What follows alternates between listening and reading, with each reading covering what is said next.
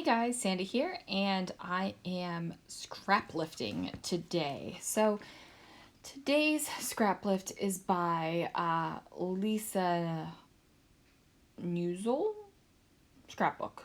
Not exactly sure if I am getting that right, but that is the person we are scrapbooking today, or scrap lifting today rather.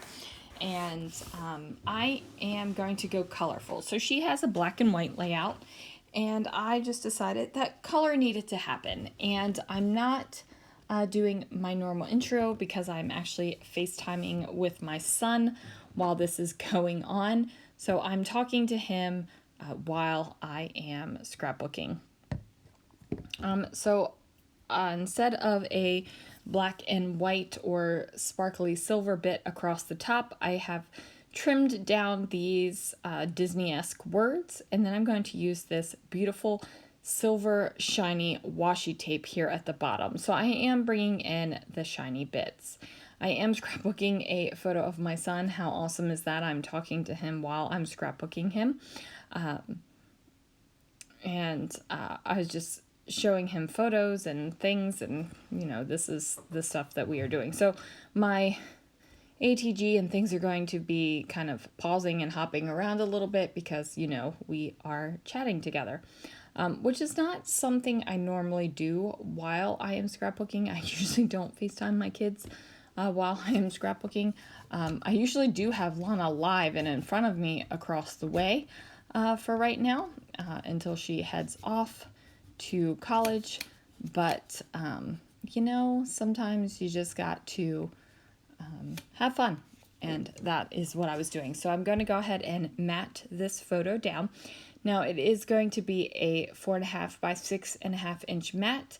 That way I get a wide mat all the way around it. I'm taking these 6 by 8 papers and just trimming them down to 2 inches so that I can get the banners, just like in the inspiration layout. Now, my photo is already off to the side, so it's not going to be a center layout like hers was, and my banners are going to go straight down the page instead of kind of exploding out from the photo. And I do that because even though I'm scraplifting it, I want this to be in my style because this is going in our 2017 Disney albums, and I don't want something in there that's going to be like jarring, that you're going to be like, whoa, where'd that come from? And the banners, I would more like put them at an ever so slight teeny tiny little angle or have them straight. So I did keep it true to myself, so I am going to go ahead and do that. Now this is a Stampin' Up punch that my friend MK sent me. I think she felt sorry for me because I cannot cut a fishtail banner with a pair of scissors by folding the banner and cutting it. I actually have to measure it out, put the center point dot down and cut it out. So she sent me this awesome punch. It does punch up to 2 inches and it is fabulous. So I go ahead and take my 2-inch strips and punch the fishtail banners out of them, and then I'm going to figure out how to put them on the page. Now again, I am not going to have them kind of starbursting out just because I really don't feel like that is my style for banners. If I do use banners, like I said before, they are not starbursty. So I figure out what I want to use, where I want them to go, and I just start placing them down. Now, I do have to say, I don't really pay attention to the spacing until I get to the end, and then I realize that I have to fix it because the spacing kind of has to be right. Like, I don't want it to look crooked or funky. I want it to look like a layout that kind of knows what's going on and knows what it's doing. So I am going to adjust these banners because this one goes all the way to the edge. And at first I thought, you know what, I'm just going to leave it. But then I thought, you know what, no you're not, because this is going to stress you out. And since scrapbooking should not be stressful, we're just going to go ahead and fix it. So that's what I do. So there it is. And I do want to wish a happy Mother's Day to everyone out there that is celebrating this day today. It is the 9th of May that this layout is going live, so happy Mother's Day. Now, I am sure my banners are not exactly perfectly spaced out. They don't have an even amount all the way around them, but you know what? I'm okay with that. It's not bothering me whatsoever. I am going to add a little bit of embellishment to this layout. Not a whole heck of a lot, and that is because there is a lot of pattern going on. So since I have so much pattern, I feel like I don't really need to add too much to the layout. Plus I feel like it's kind of keeping in theme with the 2017 album. So I feel like my 2017 albums aren't very extra. And that's because I started scrapbooking the 2017 Disney trip on a retreat. And I had very limited supplies during that retreat. So I want to kind of keep that same feeling.